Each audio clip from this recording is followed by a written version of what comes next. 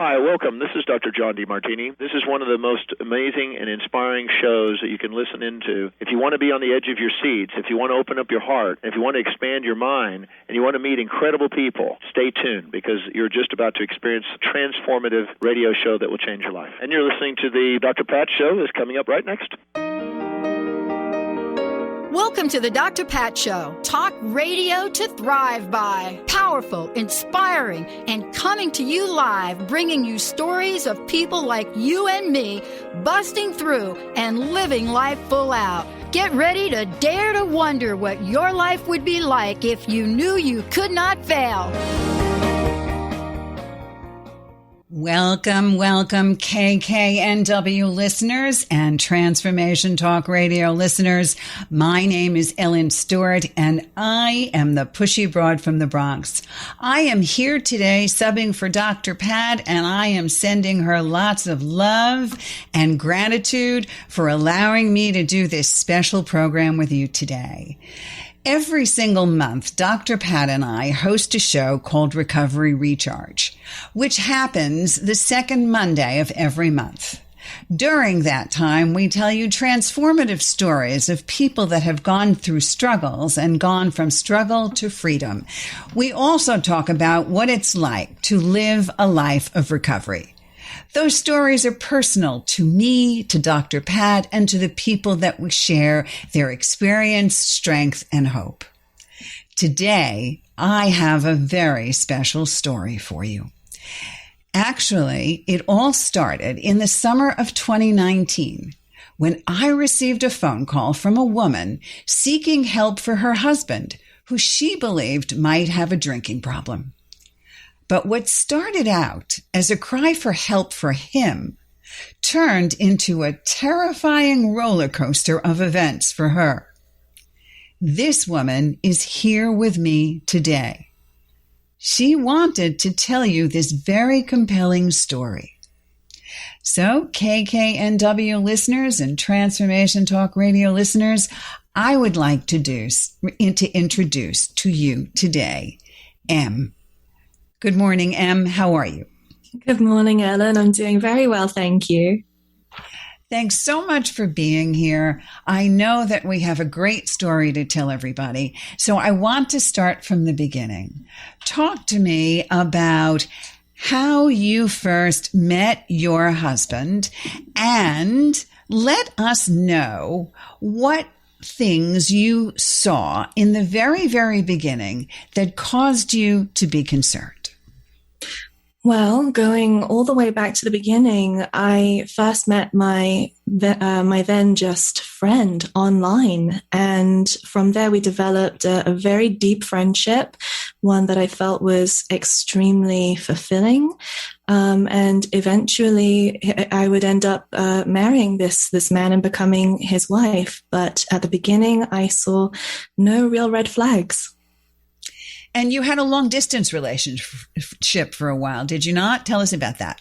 That's correct. We met online. We were introduced by somebody who was a listener of my work, who introduced me to him. He had his own radio show, and we were long distance. I was based in London, and he was based in New Jersey. And then when did you first get together with him and spend some consistent time together? There was never any real period of consistent time spending because having a transatlantic relationship is very expensive and very challenging. But he did come and visit me in London, I think on about 2 occasions. And I spent about a month or so at a time in New Jersey, every 6 months or so.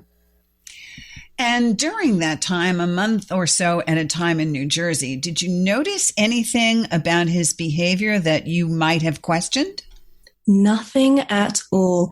He was charismatic, kind, attentive, the perfect gentleman. So about how long did that long-distance relationship go on? We were long distance for about 2 years.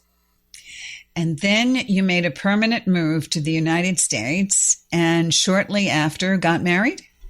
Correct. We wanted to test the viability of our relationship. We had known each other for about 6 years and together for 2 of those. And we spent 6 months living together. During that time, it was a little difficult. Money was a bit tight. But we thought that we could make a good go of things. So during that time, there was absolutely no evidence of a change in behavior, about any kind of addictive behavior, any drinking behavior that would have been a red flag for you? Nothing at all. I thought that I was the most lucky woman in the entire world. So here you are, and you've reached a point where you're about to move into a brand new home together in the fall of 2019. What brought you to make that telephone call to me in August of 2019? Well, we had been married for just over a year or 2 at that point. And what I had started to notice was that there were some behavioral changes in my former partner. There was a lot more secrecy. He was a lot more testy with me when I had questions. Give me examples of that. What do you mean secret? What was he keeping from you? Well, I had found a few liquor bottles in the garage, as well as behind towels in the bathroom, and I thought this was very peculiar because I had never seen him drink even socially, and I thought that perhaps they had been put there by a guest, perhaps, or in the garage left over by former tenants. And whenever I would bring this up to him, he would be very curt and evasive and let me know that there was nothing for me to worry about. And with more frequency, I would begin finding more of the exact same bottles. And from there, he started to become outright rude, very dismissive, very belittling of me, calling me crazy. And there were times that I would spend nights alone in hotel rooms talking to my friends back in London because I didn't know what to do. I thought I was going crazy. So when you confronted him and you said, what's going on with these bottles all over the place? When you said he was telling you that you were crazy, what exactly was he saying? He would be telling me, knowing that in the past I had worried about another partner of mine's drinking habits. He would tell me that I was projecting my old insecurities onto him and that it was not fair. And that if I had any faith in him and any confidence in my husband, that I should listen to him, and that it was hurtful to him that I would think that he would lie to me. Sarah, he made it seem as if you were having some kind of psychological difficulty and those questions were coming out of nowhere. Correct. So that would mean that you began to think that maybe you were wrong in accusing him of all of these things? Is that what happened? Yes, I thought that my view of him might be skewed. I had no reason to believe that he was drinking. He didn't appear in my mind what I think of as someone, the way they act when they are drunk. I never smelled any kind of alcohol on him. And at times he could be very attentive. So I thought that perhaps there wasn't really an issue there. So in addition to the phantom liquor bottles that are being left all over the place in strange places, and his out and out denial of these things happening right in front of you and making you question your own psychological sanity, what other behaviors began to manifest which gave you the idea that maybe there's a problem here? Well, financially, I ended up taking over a lot of the rent and the bills. And something that was very peculiar to me was that initially I had very little contact with our landlords, but eventually I had to step up and become the one who would speak to them. And at times I wouldn't be able to communicate with my husband at all about how he was planning on contributing to the rent, and at times it would be weeks on end before I would have a direct answer, and I would have to go and speak to landlords myself and say, I can't get a straight answer on when he will be able to pay his share. So all of a sudden you found that some of his responsibilities to the marriage and to the upkeep of the household began to diminish. Is that what you're saying? All of a sudden he was unable to financially become a supportive husband.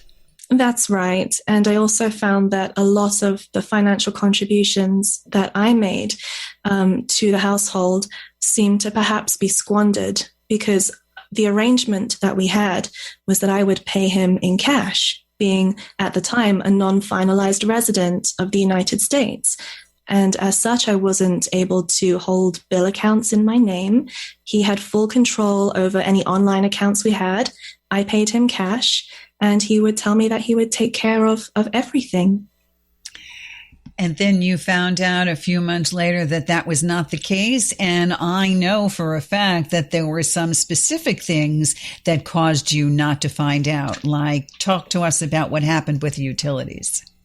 So with the utilities, something that became an ongoing pattern and a very distressing one was that after months of asking about the bills and wanting access to keep on top of the utilities, I would often be home alone when the utilities would be shut off. And I would always be by myself, and I would always have to pull out my credit card to pay extremely large amounts of outstanding balances. In order to turn the heat and an electric on in your house in the dead of winter, correct? Correct. The first time this happened was in the spring, and then the summer, and then again towards the end of the relationship in the winter. And what was so distressing about this was that I found out from the utilities company that he knew every single time that we were going to be without power. They gave him a shut-off date, and he left and would leave me there not knowing that I was going to be without power.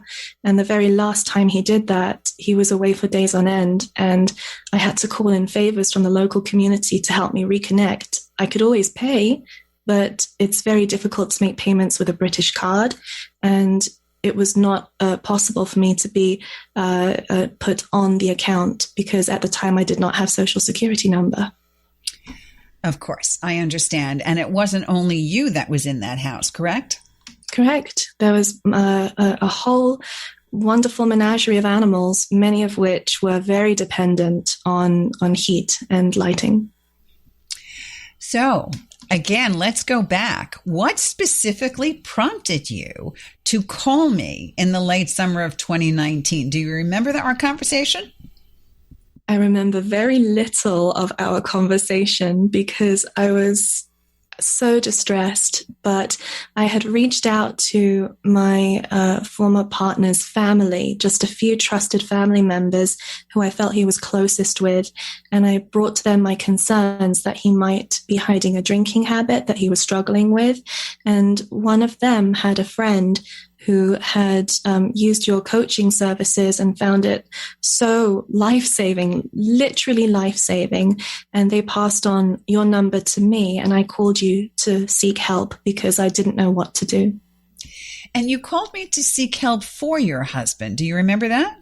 I did, yes, that's correct. And you explained to me some of the habits that were happening, and you also suggested to him that he should reach out to a recovery coach. Is that correct? That's right. I offered to pay for you to help him.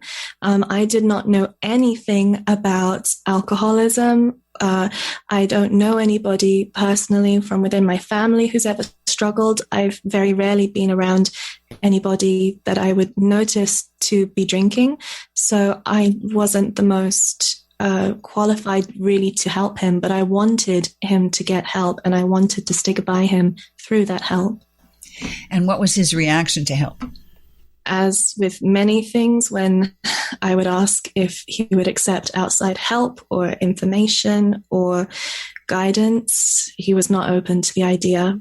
And he could be extremely aggressive in his shutting down of that idea. Aggressive how? Verbally aggressive. And then often he would leave. And a very common pattern of his was to not speak to me, nor look at me, nor want to lay next to me at night for days on end, until I would just drop the subject and beg for things just to be normal if I promised not to bring things up anymore. And then we would end up just trucking along like nothing was wrong. So part of what he did was to make you seem as if you were crazy, correct? And that sometimes is known in the world as gaslighting, which is manipulating someone by psychological means into questioning their own sanity. Okay. And it actually comes from a 1930s play called Gaslight, in which the main character attempts to drive his wife crazy by dimming the lights in the home and then denies that the lights are actually changing. And this is part of what we know today as psychological abuse. And you also talked about the fact that he gave you the silent treatment every single time you brought up the fact that he needed help. In addition to those two things, what other frightening behaviors did you see? Towards the end of the relationship in particular, one of the most frightening things for me was noticing cameras in my home that I had not placed there and which I did not give consent for. And it made me realize that going right back to the beginning of our relationship, my former partner had shared with me an audio recording of what he had taken of his ex-wife in a conversation that she never knew existed, and he had shared it with me in a very triumphant manner, almost as though he was saying, I managed to get some kind of evidence against my ex on recorded against her without her knowledge. And I realized that this must be an ongoing pattern of behavior, but it scared me because I was finding cameras in pens which had USB sticks hidden in them. I was finding old webcams that I'd known he had used in the past for keeping an eye on the house externally, but then inside the house in the places where I would often find liquor bottles, and I felt that I was being watched and listened in on to make sure that I wasn't uncovering any more of perhaps his drinking. I see. Did you ever find any outward violent or physically violent episodes occur? There was one instance in the fall of 2019 where I had my suspicions that perhaps my former partner had not been faithful to me. The reason I had that suspicion was because he had accused me of being unfaithful when I was essentially housebound in the house that we lived in due to its location and not being able to drive. And I thought, this is coming out of nowhere. Why is he suddenly accusing me of being unfaithful? And I thought, what if he's turning what he does around on me? And I still to this day feel extremely guilty for this. But he left his computer on, and I saw that he had been having conversations with multiple young women talking about his inability to handle his drink and that he couldn't talk to me about it, being extremely flirtatious with these women. And I chose at that point, which was already past midnight, to confront him on this. I was so upset because at this point he still had not admitted to me that he had had any kind of struggle with alcoholism. And here he was talking to what were essentially strangers on the internet about this, and it hurt me so much. And at that point, things did get a little bit violent.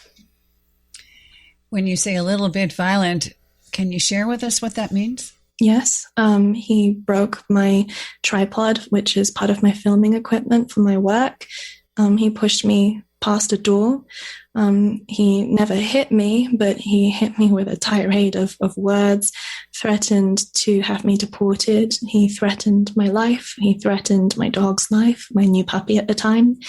It was extremely scary, and I called you in absolute panic because I didn't know what to do. I had never seen this reaction before. He had never, up until that point, right towards the end, shown me any kind of outward aggression. He had always been extremely placid, but very subtle in his abuse until that point. So from the moment you called me until the moment that we have reached this point, it came to about, 5 or 6 months. During that time, what made you stay? What was going through your mind? It was a little bit of denial. I'd say a lot of denial. I felt ashamed that I was not able to fix things. I wanted to fix things. I wanted to stay. I loved my former partner so much. I would have stayed till the ends of the earth if I felt that he truly wanted to change. And I believed in him.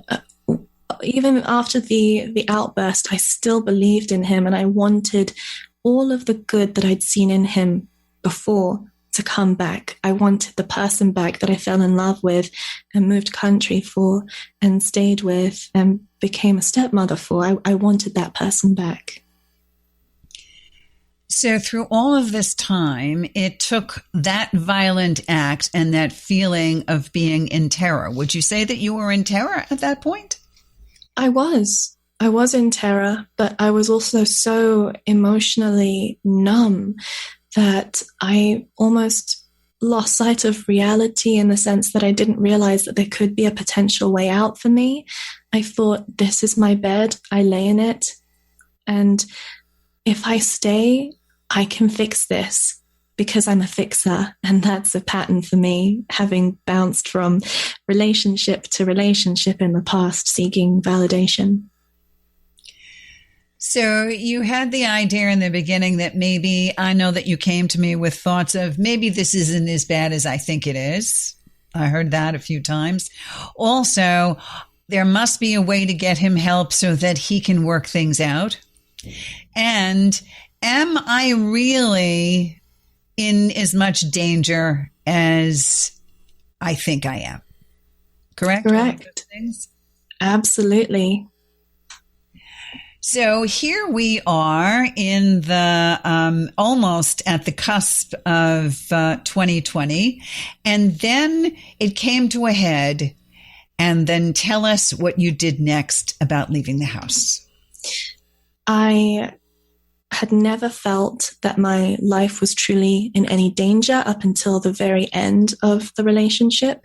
I had always felt safe when the children were in the home at the weekend when they would visit their father. Not your children, correct? Correct. They were his children from his former marriage. And he was extremely angry with me one afternoon, and he put a hole through my phone, which still exists. And I realized that if he's willing to do this with the children in the house, though they did not witness it, what else is going to be next? And I went to the police station to get, this was the second time I'd gone to the police station to file a police report and also to seek a temporary restraining order. Which is what you did, correct? Correct. Okay, so then you asked the police to have him removed from the home, correct? It comes as standard with a temporary restraining order. They said he would have, I think, either 15 or 20 minutes to gather items to leave. I asked if they could give him more because he had animals in the house. And it was one of the most difficult decisions of my life because the children were there at the time. And I did not want them to witness this. I'd hidden so much from them and tried to keep a sense of normality from them. But I was advised over the phone when I tried to seek a restraining order over the phone that first of all, I'd have to appear in person, and that also you cannot seek a temporary restraining order, at least where I was, for the future. So I couldn't wait until the children were gone. If I was in fear for my safety, I had to act immediately. How did it make you feel doing all of that? Like the worst human being in the world. like I was giving up on everything I'd fought so hard for, that I was going to be traumatizing his children, that I had no real future, because he had always been my hope for the future, and I didn't see a light at the end of the tunnel at that point. You found that at that point, you said it was your second restraining order. Did you honestly feel that you were in fear of your life? I did at that point. His demeanor was unlike anything I'd seen. He had been explosive in the past, as I told you. That night when he broke my tripod and threatened me, that was my first time seeking advice and making a police report, though I did not wish to have a temporary restraining order at the time, hoping we could fix things. But this second time was different, because I don't know if it's too watery to say, but sometimes people just have a look in their eye, and I didn't recognize this person the way he looked at me anymore. And it scared me that much to my core. It was just like there was nobody behind his eyes. So I had to act. And you called me immediately, and we discussed your going to the police. Correct. I am really glad that you have shared this terrifying story with us, and I know what you went through, and we're going to talk about how you have made it on the other side, how you have crafted an escape plan from this situation, and what you learned in terms of your own self-development, and what you learned so that you can share with others today, and other men or women that may have been going through the same thing. I'm very glad you're with us here today, and how brave of you are to share your story. Thank you. Okay, so when we come back, more with Em and the Pushy Broad from the Bronx. And if you'd like to call in and give us some questions, we'll be happy to answer them for you. Loving and leaving an active alcoholic with Em, and I'm going to really get into how she was able to have a much better personal freedom journey when we get back. Tune in to The Truth is Funny with Colette Steffen each Wednesday at 8 a.m. Pacific, 11 a.m. Eastern on TransformationTalkRadio.com. This hit show will have you thinking outside the box and riding the wave of infinite potential. Join Colette on the Higher Self Network, inspiring listeners to shine their brilliance and ensure success while roaring with laughter as they recognize the humor of the giant cosmic joke. Visit thetruthисfunny.com. Welcome to Soul Activation Podcast, a world-class broadcast of insight and inspiration with the renowned healer and coach, Suzanne Alexandria. In this series, she dives deep into the magical sea of you, to the place in you that's ready to activate. Tune in live every second and fourth Monday at 2 p.m. Pacific, 5 p.m. Eastern on TransformationTalkRadio.com. Stuck in a roundabout of dysfunction? Stop circling around difficult issues and find out what's been holding you back. Learn how to speak your truth to power with host Dr. Kathy Obear. Create real change with smart tools and smart strategies. No frills, no fluff, just life-changing conversations to help get you where you want to be. Extend your reach and become an agent for real change with Kathy Obear. For more information on Kathy and her work, please visit drkathyobear.com. That's drkathyobear.com. Tune in to the show Heart Change Consciousness with me, Dr. Trish DeRocher, as stories of inspired activism come to life. Listening to conversations with your favorite authors, change makers, and many more who practice inspired spiritual activism and transform vulnerabilities into sources of strength. Let's be inspired together through my show, Heart Change Consciousness, on TransformationTalkRadio.com. Are you ready to let go of the I can'ts that are holding you down? Valerie Trujillo invites you to join her community on a mission to collectively heal as a tribe, where your vulnerability is heard and reciprocated. So tune in to Love and Light with the Crystal Blue Oracle every second and fourth Tuesday at 4 p.m. Pacific on TransformationTalkRadio.com. For more information about Valerie and her work, visit crystalblueoracle.com. Hi, I'm Patricia McNair, host of Divine Guidance with Patricia, and I'm here to help you live a more authentic, spiritually connected life. Join me every first and third Wednesday at 9 a.m. Pacific on TransformationTalkRadio.com. Being who you are in everyday life is the key to unlocking soul wisdom within that our whole self already knows. Get ready to embrace your spiritual, mental, and emotional well-being, your whole being. Discover your gifts and strengthen your connection to spirit. We will explore earth guidance, divine truth and love, past life lessons, and so much more. So listen in to Divine Guidance with Patricia and join in your personal adventure to triggering, opening, validating, and being all that you are. For more information about me, visit divineguidance.earth. Welcome back, KKNW listeners, Transformation Talk Radio listeners. I'm Ellen Stewart. I'm the Pushy Broad from the Bronx, and I'm here on my show subbing for Dr. Pat today, Recovery Recharged. We are in the middle of a fascinating story with M, who is talking about her fight to freedom and loving and leaving an active alcoholic. Thanks for staying with me, M. Thank you for giving me a chance to share my story. So here we are. You have gone to the police. You have filed a restraining order, and you have gotten yourself free from this. I want to be able to let our listeners know that this is a Transformation Talk Radio piece, which means that there is a full transformation here. So let's talk about what you did and how you finally made it out.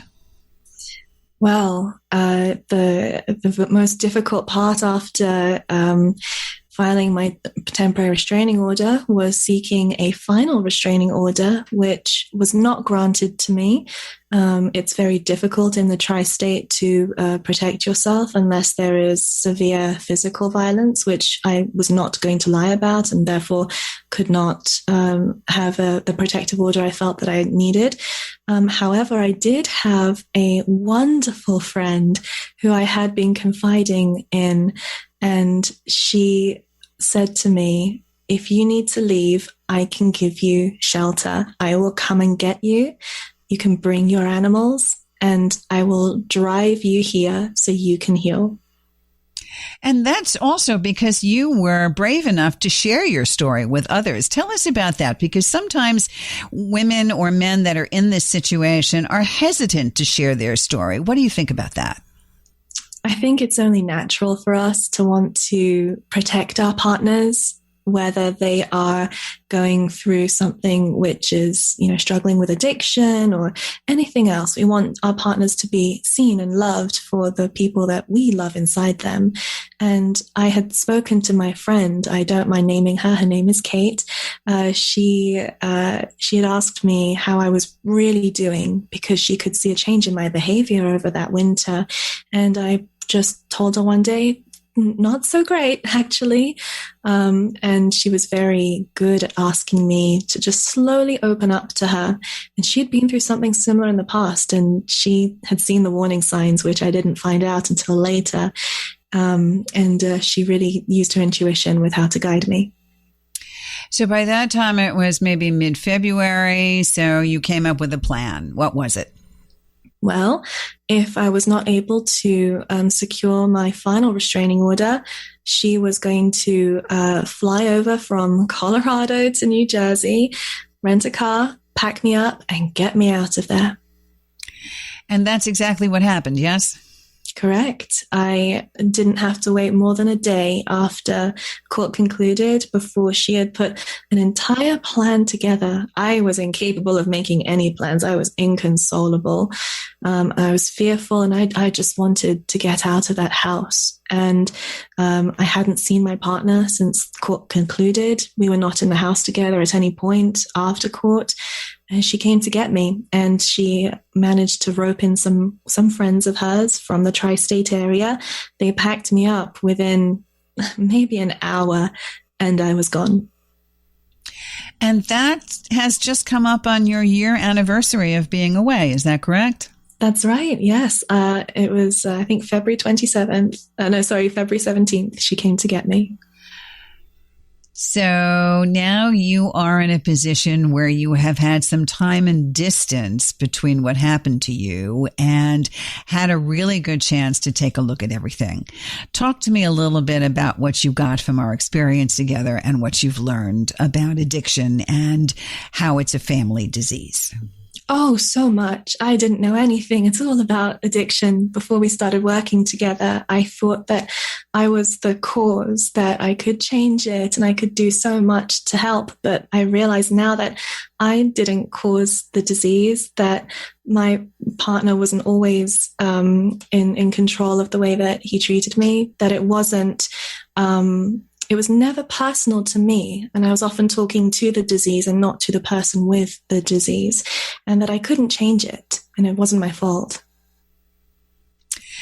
And tell me how you've grown yourself over this time period. What do you think you're taking away in terms of your personal growth?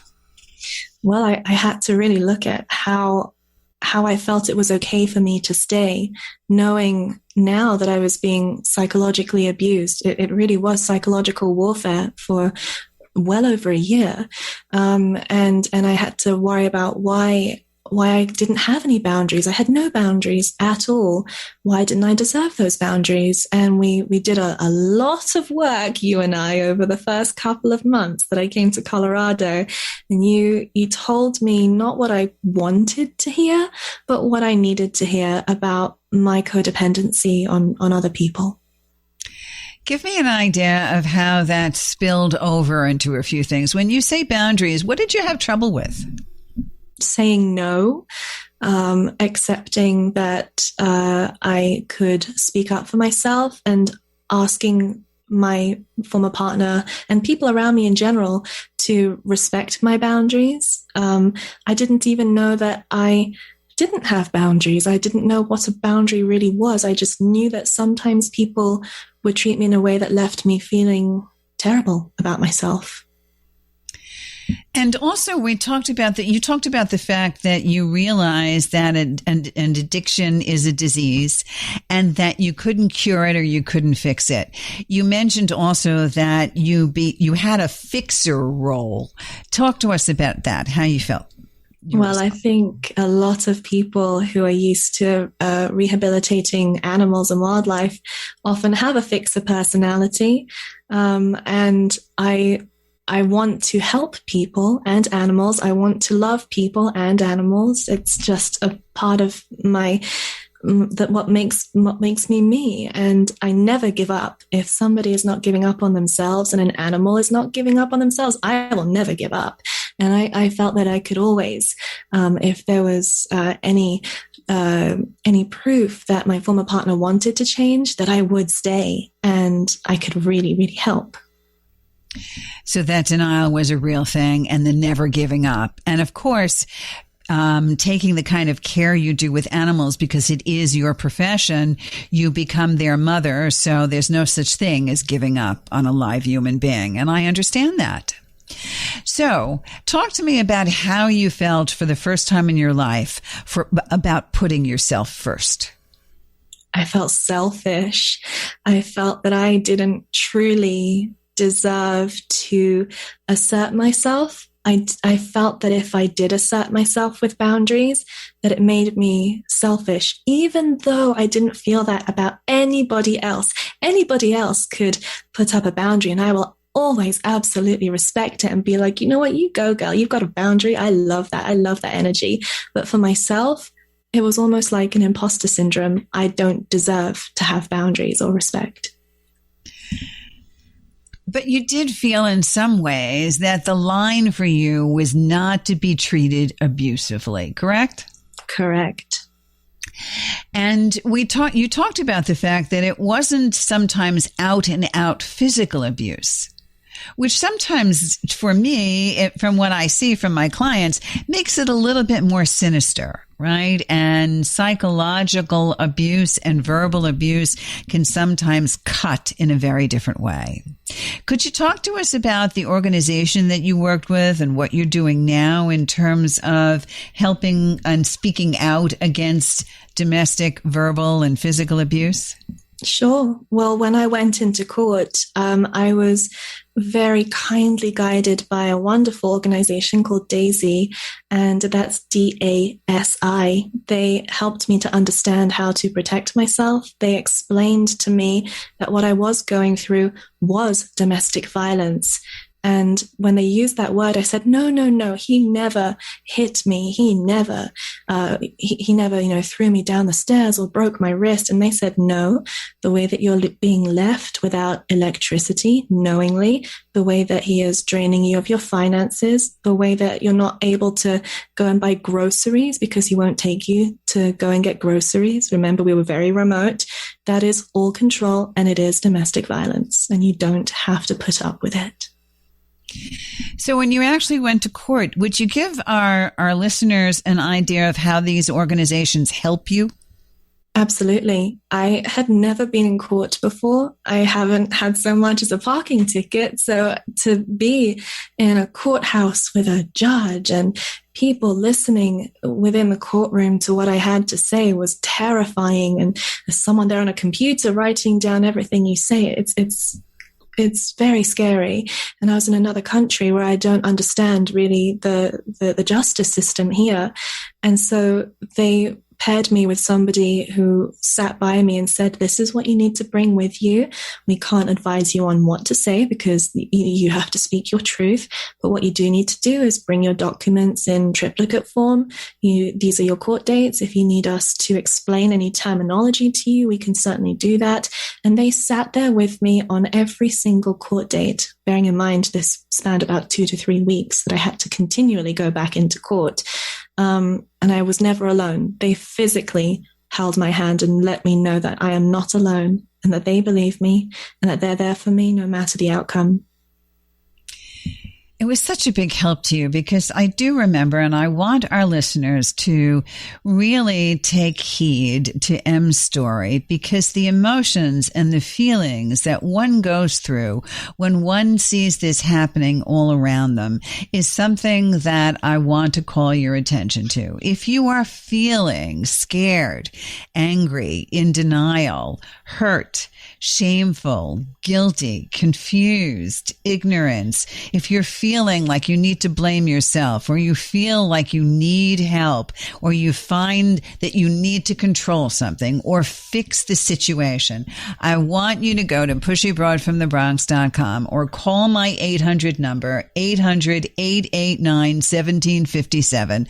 I am doing free complimentary half-hour sessions that can be used for COVID-19 stress relief, or can be used for you to tell me if you have a problem and need to learn more about addiction and whether or not you are going through some of the things that M was going through. M, talk to me about what you do now and how you help people and how you are speaking out. Well, for a long time, I felt that I had to protect my abuser. I thought that by speaking out, just because I wasn't believed enough by the court to get a final restraining order, that perhaps others might not believe me. But then I realized that it doesn't matter who believes me. There are people out there who are still going through domestic violence, and they don't have to feel alone. And having my platform where I share my tips on helping, to raise your animals, I just started sharing little pieces of my recovery, showing myself coming back to life and coming into myself as a woman, embracing myself, setting boundaries, and holding myself to a better standard, really, and working with you as my coach as well, learning more about myself and sharing what I learn about myself with people, being honest about it, being vulnerable, and letting people know it's okay that your past doesn't define you and you can change and you can have a better life if you want it. And also, I know that we worked a lot about, like you said, codependence and what addiction is all about.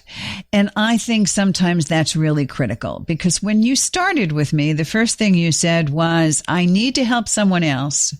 And then you realized that the help you needed, if it wasn't going to be for him, was definitely going to be for you. Did that come as a surprise to you? It did, because although I knew that I had codependent tendencies, I didn't realize how deep-seated those were, and that they came at the detriment to my own mental well-being. So I really did a lot of work on going back to my childhood and being extremely honest with myself and going, you know what? It's okay. You don't have to be perfect. You don't have to be in control all the time. It's okay to struggle. It's okay to also want more for yourself. It's okay to grow and evolve. So let's talk a little bit about the message that you would give to women who might be in your shoes. Let's just talk a little bit more in detail about what kind of signs someone should look for in terms of whether or not they may be living with an active alcoholic or addict. What do you think? I mean, it's a little bit difficult for me to say, because I think every alcoholic's tendencies can be a little bit different, and based on who they are personally. I do feel that a lot of what my partner did to me wasn't necessarily just because of the drink. He made choices that other alcoholics might not make. And I just want anybody who is listening, who thinks that they might be living with someone who's hiding alcoholism, is to reach out to someone who does know, who is professional, and who can guide you to learn more about what alcoholism is.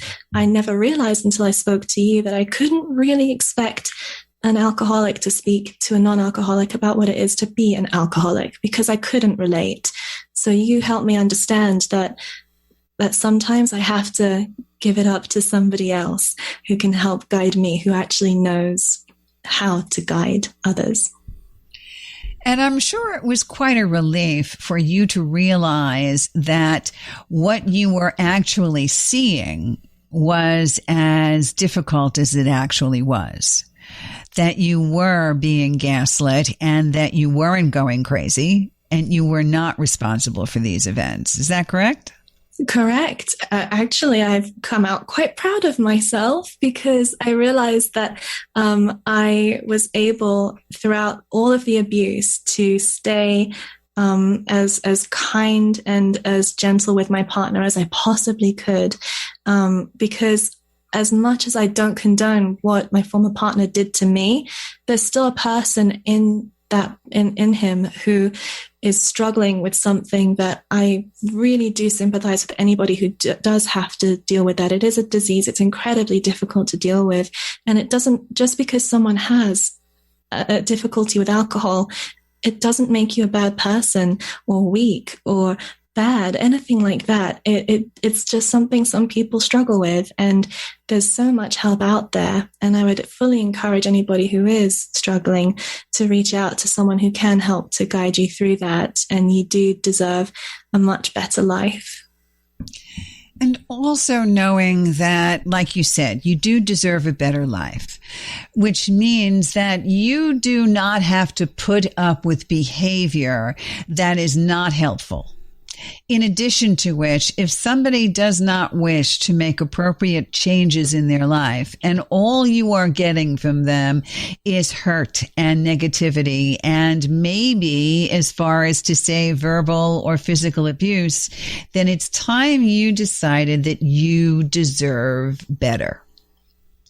So what sometimes happens is that people don't decide they deserve better until there's a crisis point. How many times did we talk about you leaving that situation over the 6 or 7 months before it took you to leave? Almost every time we spoke, really. I mean, the times that I would call you, there was one time I was crying, just sitting in the dry bathtub, not able to move, not knowing, I felt like the walls are closing in on me. And you just said to me, this isn't healthy. Loving somebody shouldn't hurt like this. And a person who loves you will not hurt you like this. And something that was so helpful that you said to me, which to this day resonates with me, is that sometimes in order to allow someone to get better, you have to give them the space to do that. And you said, maybe it might be an idea for you to go somewhere else for a little while. And if things, when he manages to get himself some help, you give him the space to change, perhaps you can meet in the middle sometime down the road. And I really needed to hear that at that point, because I felt that there might still be a way forward for us together. But now, having been gone for a long time and working on myself and reflecting on the abuse, I know that that's not something that I would like to go through again. And I don't know what my former partner is doing these days. I hope he's managed to get himself the help that he did and possibly still does need. But certainly I want to be in a place where I call the shots, where I don't feel that I have to hide, where I can live a life that is just full of light and positivity and honesty. And that is what I found, and so much strength. So what you're saying is it wasn't an easy decision for you to walk out the door. It was still fraught with many indecisions and always feeling that maybe somewhere down the road things would turn around, correct? Correct. Yes. It was the most difficult decision I've ever had to make. And you must have told me to leave 1,000 times. Well, you can only do things when you're ready. Do you think that if he had over that time consented to work with me and then consented to get real help, you might have stayed? Absolutely. I really do, because I was willing to work with you on myself. I would have hoped that he would have been willing to work with you on himself. And if we had managed to meet in the middle, who knows? But that's not really worth thinking about in my mind now, because things turn out exactly as the way that they should. And I feel that I was meant to go through that difficulty and love him and leave him enough to then learn to love and be present with myself. So as you're going forward now and making different choices, how do you feel you really have grown over the past year? Wow, I have such great relationships with so many people. I don't take abuse in any form. I have no problem whatsoever in saying to people, actually, that makes me feel uncomfortable, so let's not do that. And I know now that if I don't understand some of my thinking, I can still reach out to you, and you can help me and guide me and get to the root of why I feel or react to things the way that I do. And every single one of my relationships with my friends, my colleagues, my family, every single one is so much brighter and so much more fulfilling now. What made you decide to want to come on my show today and talk about this experience and the coaching experience that you have shared with me over this past year? Well, first of all, with regards to the coaching, I think that a lot of people struggle to make any real leaps and bounds with their personal development because they think that they should just struggle alone. I cannot say how much having your outside input has helped so much, because you're not just, a cheerleader like, oh, you're doing great. You're a drill sergeant and you hold me accountable and I can't hide from you. And if I pull away from you, you come and find me and you make sure that I am putting in the work that I need to support myself and to support my personal growth. And then with why I'm choosing to share my story, I was silent for so long, and that did nobody any good. And with me sharing my story, it's not to throw shade at my former partner. It's simply to show the events that led up to me escaping and becoming the woman that I am today, who is so much more empowered. And I want everybody else to be able to feel how great I feel now when I wake up, and I feel so in control, so loved, so protected just by myself, my boundaries, I feel such a different energy now, and I don't recognize the girl. I truly was still a girl a year ago, and I made such progress, and I think it's evident. It just feels wonderful to share that, and I hope that others out there who might have gone through something similar can also gain something from me sharing my story. That's why I'm sharing, is so that you can see, if you are going through this, you can change your future. You can have a better future, and change and help is possible. I think you're very brave for sharing your story. I know that you have gone on to do some wonderful things, and you've been pretty vocal and out there about how women can get help. And sometimes these things happen with men. I would like you to understand that addiction is a disease and you can get help for it. And also, more importantly, those of you who are living with active alcoholics, it doesn't mean that you love them less. It means that for the first time in your life, you are learning to love yourself more. And that is the most wonderful thing.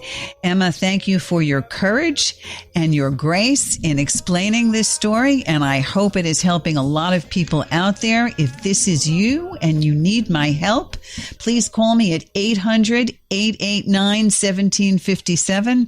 This is Ellen Stewart, the Pushy Broad from the Bronx. I am saying thank you to everybody, and catch my next Recovery Recharge show every second Monday of the month.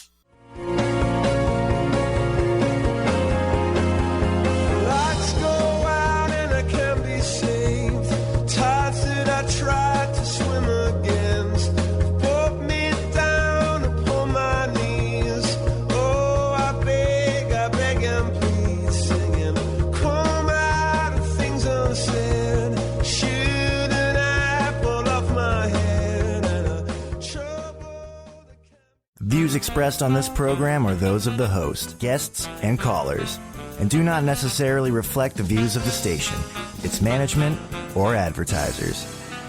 You're listening to Transformation Talk Radio.